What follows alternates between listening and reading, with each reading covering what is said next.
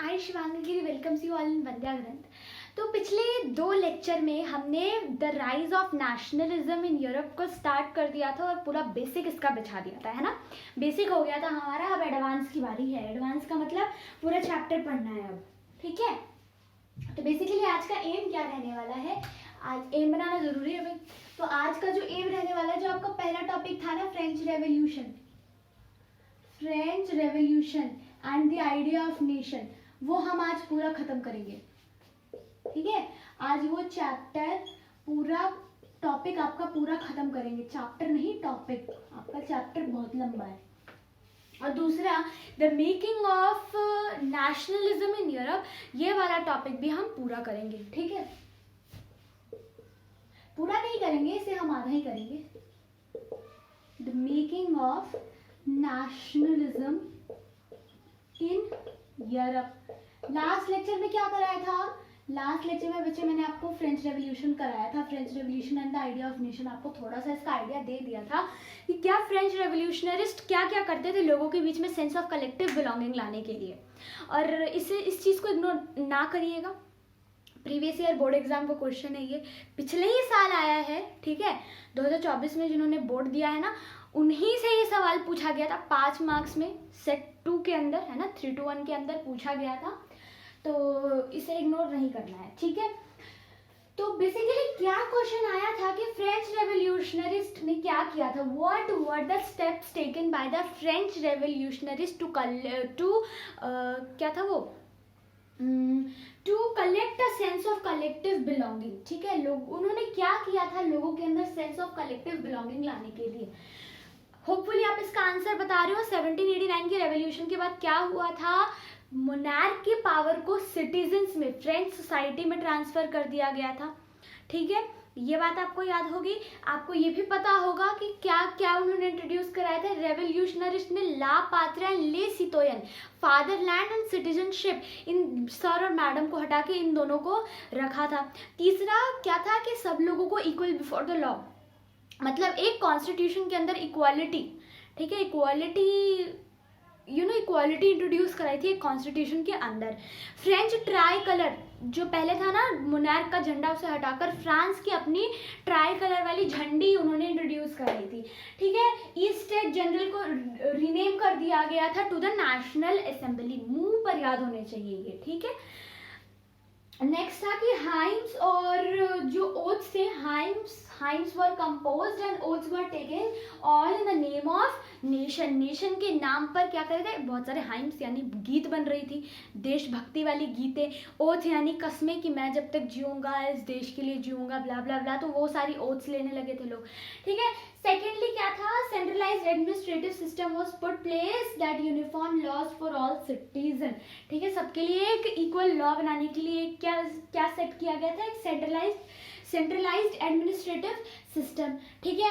उसके आगे क्या है, उसके आगे है uniform weights and measuring system. मैंने आपको पिछले वीडियो में बताया था, आई गेस पिछले लेक्चर में, कि क्या था वहाँ पर कदम कदम पे, जैसे यहाँ पे धरती बदले रंग, वहाँ पर ना मेजर और वेट बदले रंग, मतलब वहाँ पे अलग, हर जगह पे ल्यूमरबर्ग में अलग है, पेरिस में अलग है, और ऐसे ऐसे कई बहुत सारी जगह हैं, सबके अलग अलग वेट्स एंड मेजरिंग थे, सिस्टम अपने अपने थे, ठीक है। 1 kg के मायने कदम कदम पर बदल जाते थे। हमारे यहाँ पे कदम कदम पर डाइवर्सिटी बदलती है, उनके यहाँ वहाँ पर कदम कदम पे वेट्स एंड मेजर्स बदल जाते थे, ठीक है। तो उसे फिक्स किया था पूरे फ्रांस में, ठीक है। रीजनल डायलेक्ट्स मतलब जो आम, मतलब हम जो स्लैंग बोलते हैं ना, मतलब स्लैंग नहीं, बेसिकली जो हम लोकल भाषा यूज करते हैं, उस लोकल भाषा को क्या किया था, उस लोकल भाषा को बंद कर दिया गया था। और सिर्फ फ्रेंच को क्या बना दिया गया था, फ्रेंच को ही सिर्फ और सिर्फ वहाँ का नेशनल लैंग्वेज बना दिया गया था, कॉमन लैंग्वेज बना दिया गया था, ठीक है। तो इतना पिछले वीडियो में पढ़ा दिया था मैंने, ठीक है। याद आ गया होगा आप लोगों को। अब चलो भाई फटाफट से कॉपी पेन लो और मेरे साथ यहाँ पर बनाना शुरू करो। The coming of Napoleon.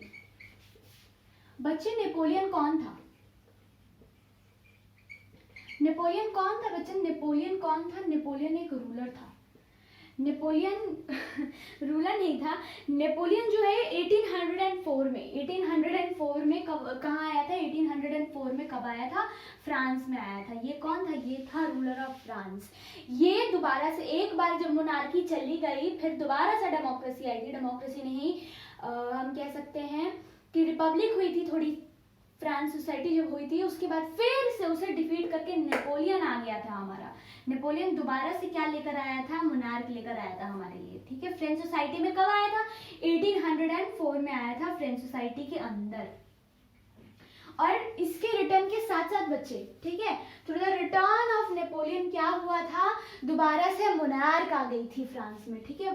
France was again under the monarch, ठीक है। दोबारा से मोनार्की आ गई थी, राजा का राज दोबारा से आ गया था, ठीक है। दोबारा इसने क्या किया? इंट्रोड्यूस्ड मोनार्क अगेन, अपने साथ साथ ये मोनार्क लेकर आया था, ठीक है।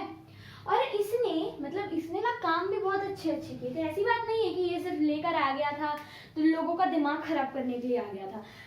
इसने डेमोक्रेसी तो डिस्ट्रॉय की ही, रिपब्लिक तो डिस्ट्रॉय, मतलब जो फ्रांस है वहाँ की डेमोक्रेसी को, लोकतंत्र को तो इसने डिस्ट्रॉय किया, वहाँ पे मोनार्की सेटअप कराया। ये काम तो इसने बुरा किया ही, नो डाउट, लेकिन इसने अच्छे काम भी किए थे। लेकिन जो अच्छे कर्म है ना, वो बुरे कर्म के आगे दब जाते हैं। लोगों को बुरा दिखाई जल्दी देता है, अच्छा बहुत धीरे दिखाई देता है। तो वही चीज़ नेपोलियन जी के भी साथ हुई थी, क्योंकि नेपोलियन ने जितना अच्छा काम नहीं किया था, उससे तो ऐसा काम कर दिया था उन्होंने कि जिसके कारण उनकी अच्छाई के ऊपर ना उनकी बुराई लोगों को ज़्यादा दिखने लगी थी। ऐसे भी दिखती है, वैसे भी दिखने लगी, ठीक है। तो इन्होंने सबसे पहले इनकी अच्छी चीज़ों के बारे में बात करते हैं। तो भाई इनकी जो अच्छी चीज़ थी वो थी सिविल कोड ऑफ 1804। भाई क्वेश्चन आते हैं, ठीक है, नोट डाउन कर लीजिएगा। Civil code of 1804। अब ये कौन सा कोड था? ऐसा कोई कोड था कि 304, 307, ऐसा कोई कोड नहीं था। इसमें क्या था? इसमें बेसिकली कुछ रूल्स थे, कुछ नियम कानून थे जो मतलब नेपोलियन ने बहुत उम्दा था वो, ठीक है, उम्दा था, बहुत अच्छा था। उसने अगर डेमोक्रेसी खत्म भी की ना तो ये चीज़ लाकर उसने बहुत अच्छा किया था। सिविल कोड ऑफ 1804 के अंदर इसने क्या किया था? अबॉलिश कर दिया था बाय बर्थ प्रिविलेजेस, ठीक है, लिख लेंगे, ठीक है। Abolish by birth privileges, by birth privileges, ठीक है। बाय बर्थ प्रिविलेजेस मतलब राजा का बेटा राजा वाला, प्रिविलेजेस को, सॉरी मैंने विलेज ही लिख दिया पूरा का पूरा, तो प्रिविलेजेस पूरा का पूरा मतलब उसने बाय बर्थ प्रिविलेजेस खत्म कर दिए, ठीक है। अब क्या करा? Establish equality before the law. बच्चा एक बात याद रखना, ये इक्वालिटी बिफोर का लॉ कहीं यूनिवर्सल एडल्ट फ्रेंचाइज ना बैठ जाना, ठीक है बच्चे। यूनिवर्सल एडल्ट फ्रेंचाइज भी इक्वालिटी बिफोर द लॉ कहती है, लेकिन दोनों में फ़र्क है, ठीक है। इसे गलती से भी यूनिवर्सल एडल्ट फ्रेंचाइज या फिर डेमोक्रेसी से रिलेट मत करना। डेमोक्रेसी की इक्वालिटी बिफोर द लॉ बहुत अलग है, और ये जो मोनार्क वाली इक्वालिटी बिफोर द लॉ है ना, दोनों में ज़मीन और आसमान जितना फ़र्क है। तो दोनों को कभी कोरिलेट करने की कोशिश मत करना, ठीक है। Equality before the law,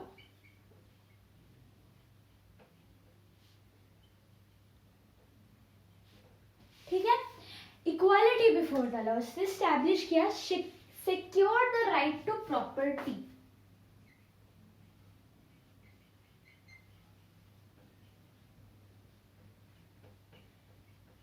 right to property secure किया। मतलब पहले बच्चे ऐसा होता था ना कि जो गरीब लोग हैं ना, वो लोग, उन लोगों के पास राइट नहीं था कि वो लोग प्रॉपर्टी खरीद सके, ज़मीन जायदाद खरीद सके, ये राइट नहीं था उनके पास। इसीलिए वो लोग गरीब जो थे ना, वो और गरीब ही थे, और जो अमीर थे ना, उनके पास राइट था, वो खरीद लेते थे, अपना ज़मीन जायदाद सब खरीदते थे वो, ठीक है। तो क्या किया इसने दे दिया कि भाई तुम अपनी प्रॉपर्टी बना लो, ज़मीन जायदाद बना लो, कोई दिक्कत नहीं है। सिविल कोड याद रहना चाहिए। मुंह जवानी आपसे रात के 12 बजे भी कोई उठाकर आपको पूछे ना, तो आपको याद होना चाहिए सिविल कोड ऑफ 1804 क्या था?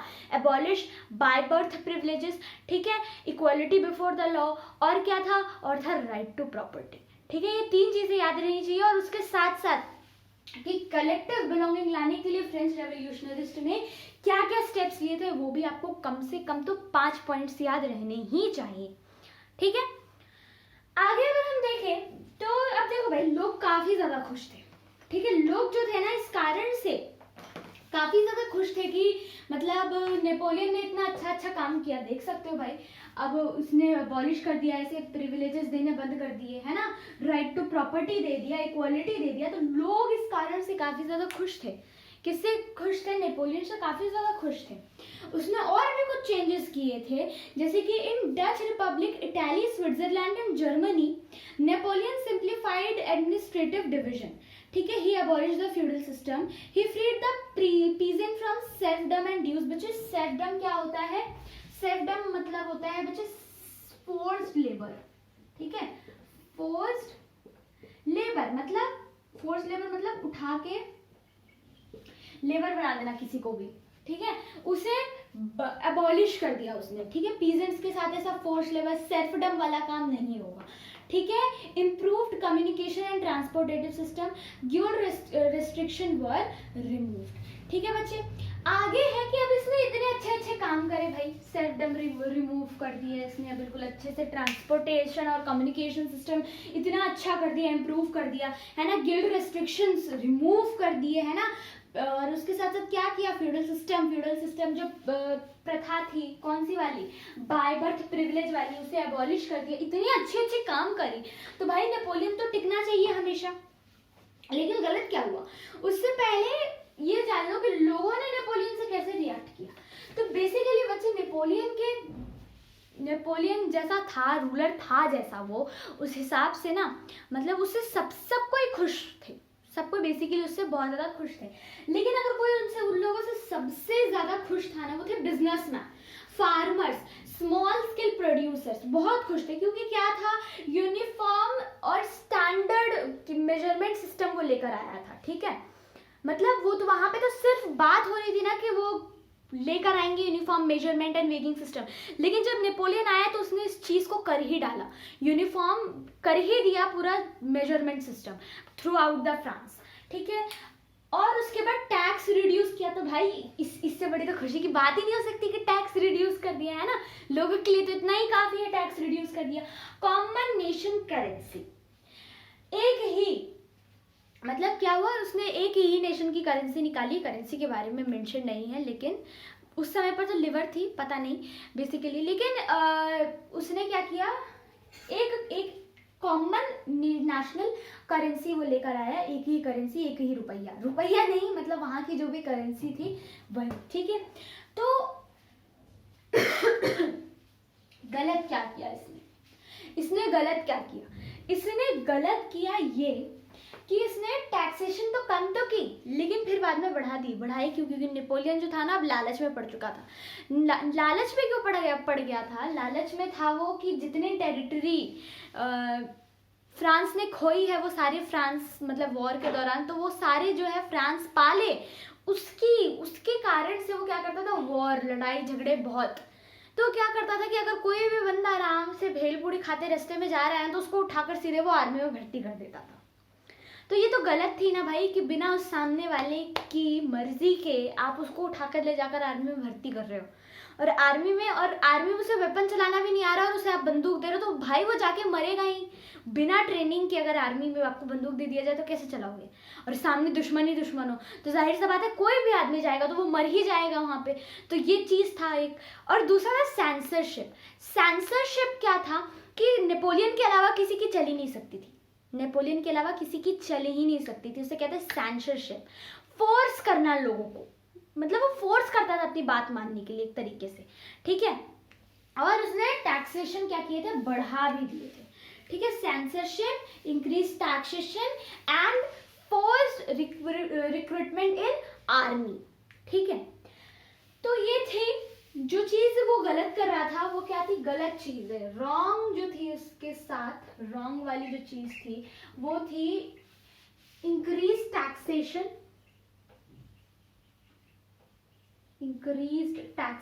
पहले कम करता है फिर टैक्सेशन बढ़ा देता है, फिर सेंसरशिप। ठीक है, उसके बाद क्या है, उसके बाद है फोर्स रिक्रूटमेंट इन आर्मी।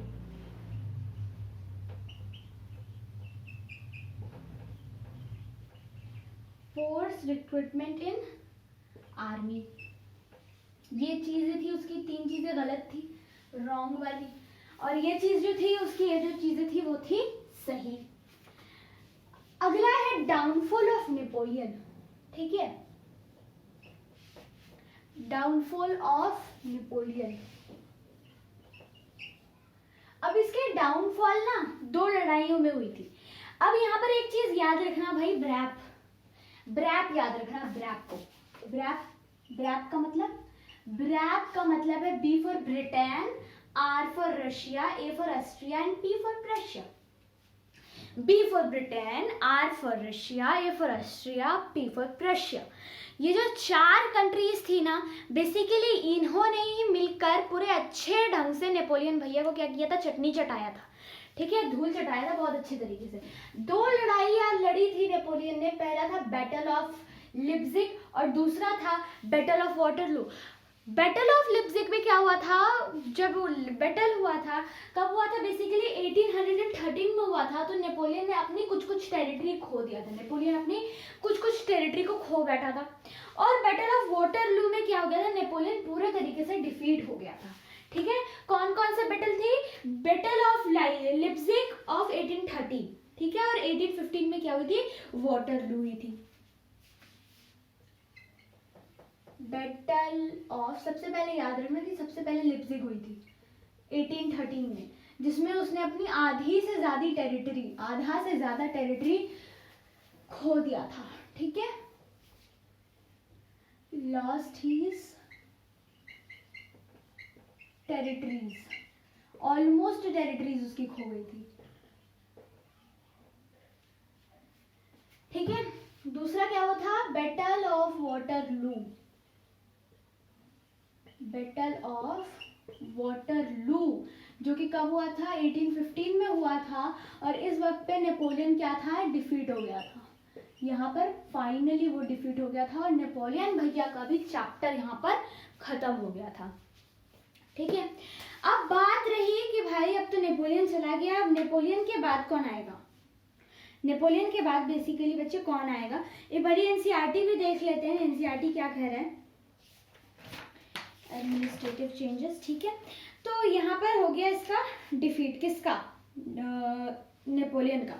अब है हमारा जो टॉपिक है the making of nationalism in Europe, कि यूरोप में नेशनलिज्म कैसे आई, ठीक है, कैसे धीरे धीरे बना। अब यहाँ पे तो नेपोलियन चल गया, मर गया, है ना बच्चे। आगे एक टॉपिक आएगा कंजर्वेटिव, उसमें आपको पता लगेगा, अभी तो आपको आगे कहानी ले जाकर पटकेगा।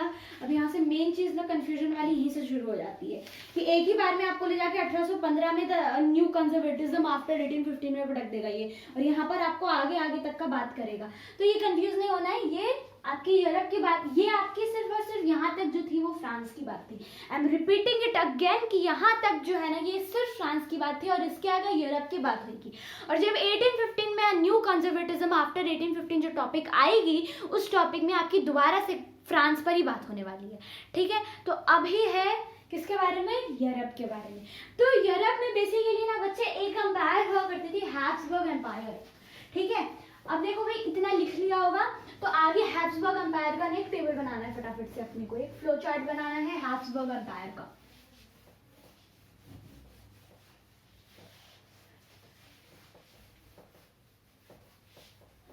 लंबा टॉपिक है, ठीक है, ठीक है, हैब्सबर्ग एम्पायर।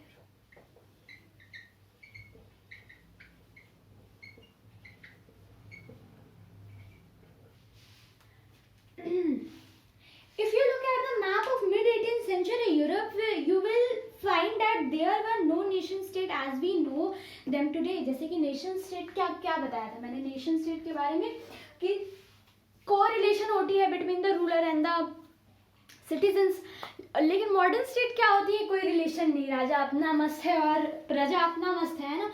तो अगर आप देखेंगे तो जैसे कि आज के समय पर हमें नेशन स्टेट देखने को मिलता है, वैसे पुराने यूरोप में हमें नेशन स्टेट देखने नहीं मिलेगा. What we know today as Germany, Italy, Switzerland were divided into kingdom, duchies and cantons whose ruler had their autonomous territories. मतलब जिसे हम आज के दिनों पे जर्मनी, इटाली एंड स्विट्जरलैंड के नाम से जानते हैं, उनके रूलर कुछ मतलब उनके जो रूलर थे वो अलग अलग थे और उनकी खुद ऑटोनोमस टेरिटरी थी. Western and central Europe were under the autocratic monarchy with in the territories of which live diverse people. Monarchy जो सेंट्रल और ईस्टर्न यूरोप थी वहाँ पर क्या था, वहाँ पर ऑटोक्रेटिक मोनार्की थी जहाँ पर कैसे लोग रहते थे, डाइवर्स टेरिटरी में लोग रहते थे. ठीक है, मतलब डाइवर्सिटी का क्या मतलब होता है कि अलग अलग कल्चर है ना, तो डाइवर्स पीपल मतलब अलग अलग कल्चर के अलग अलग लोग. ठीक है, तो वही कहते हैं. तो जो ईस्टर्न और सेंट्रल यूरोप में क्या है, बहुत सारे डाइवर्स पीपल रहा करते थे उस वक्त. कब? मिड 18th सेंचुरी के लगभग. They did not see themselves as sharing a collective identity or a common culture. उन लोगों के बीच में कोई भी कलेक्टिव बिलोंगिंगनेस नहीं थी. ठीक है, ना ही कोई कल्चर सेम था, ना ही लैंग्वेज सेम था, तो जाहिर सी बात है कहाँ से आएगा collective belonging. The Habsburg Empire that ruled over Austria-Hungary, for example, was a patchwork of many different regions and peoples. मतलब जो Habsburg Empire है वो ऑस्ट्रिया और हंगरी, कौन रूल करता था इसे रूल करते थे बेसिकली ऑस्ट्रिया और हंगरी. ठीक है, तो ये क्या थी, ये डिफरेंट लोगों के डिफरेंट डाइवर्स पीपल्स की क्या थी, एक पैचवर्क थी. ठीक है, पैचवर्क का मतलब होता है अलग अलग रीजन के अलग अलग लोग. ठीक है, तो बेसिकली जो हमारा हैब्सबर्ग एम्पायर है ना, हैब्सबर्ग एम्पायर को दो पार्ट में डिवाइड किया गया है. पहला है अल्पाइन रीजन और दूसरा है बोहेमिया रीजन. पहला कौन सा रीजन है, अल्पाइन रीजन, और दूसरा जो है बोहेमिया है. ठीक है, अल्पाइन रीजन.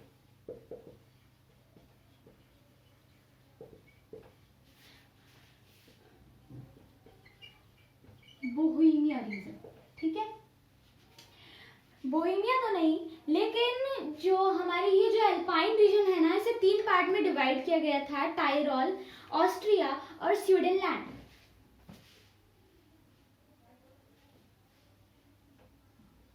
टायरोल, ऑस्ट्रिया और थी हमारी स्वीडनलैंड. क्या थी? और थी हमारी स्वीडनलैंड.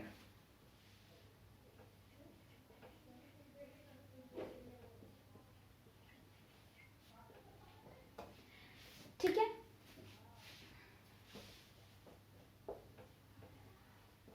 स्वीडनलैंड.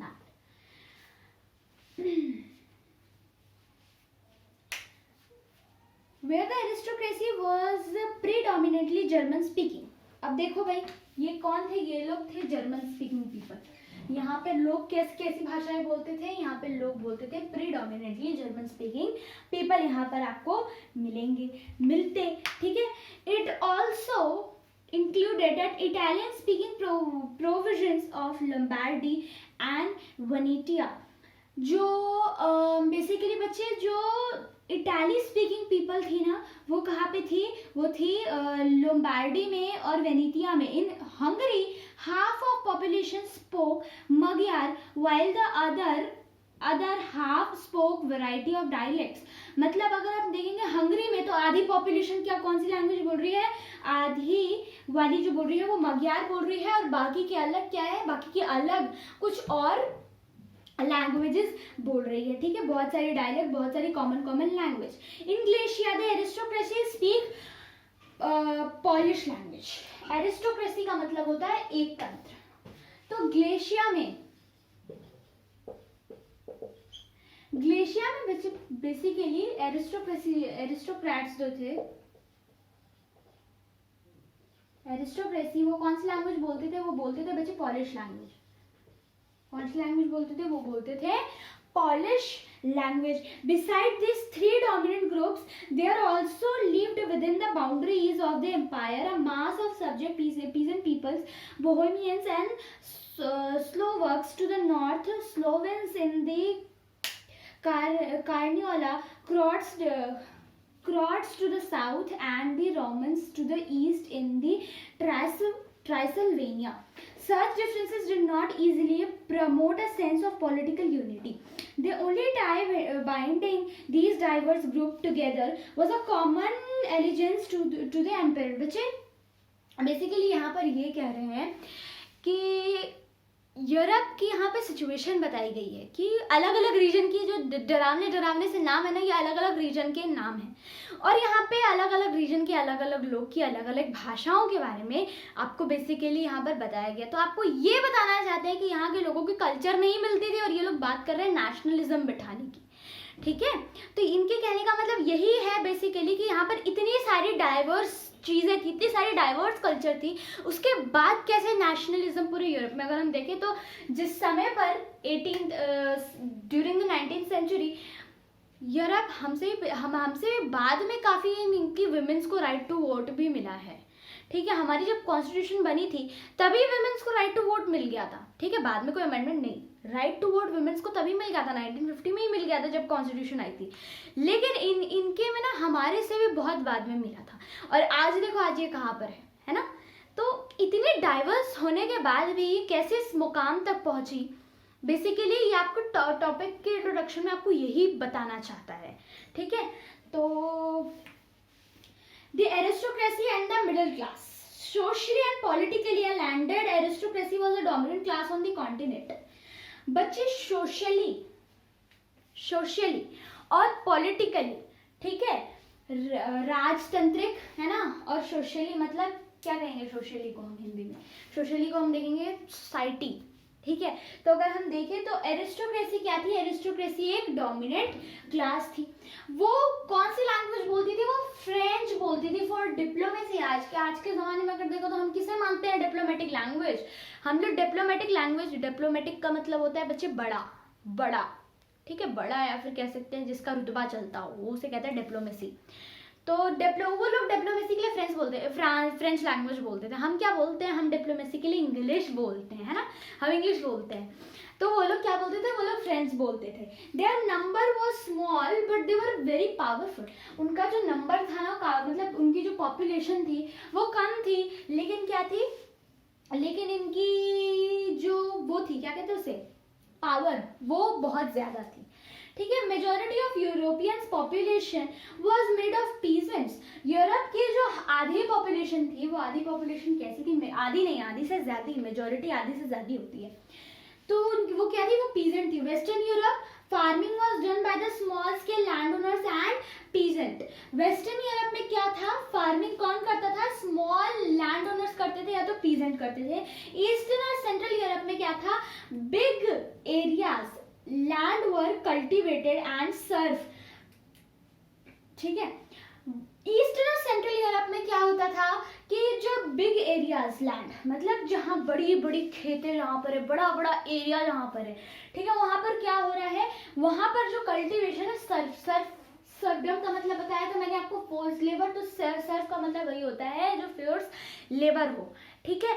तो वो लोग क्या करते थे, वो लोग बेसिकली फार्मिंग करते थे, ठीक है। Western and central Europe, the growth of industrial production and trade meant the growth of towns and emergence of commercial classes whose existence was based on the production for the market। अब धीरे धीरे क्या होने लगा, western और central part में industrial production का क्या होने लगा, ग्रोथ होने लगा, और ट्रेड जो है, ट्रेड होने लग गई कहाँ पे, जैसे जैसे टाउन की जो ग्रोथ हो रही थी वहां पर अब ट्रेड होना स्टार्ट हो गया था, ठीक है।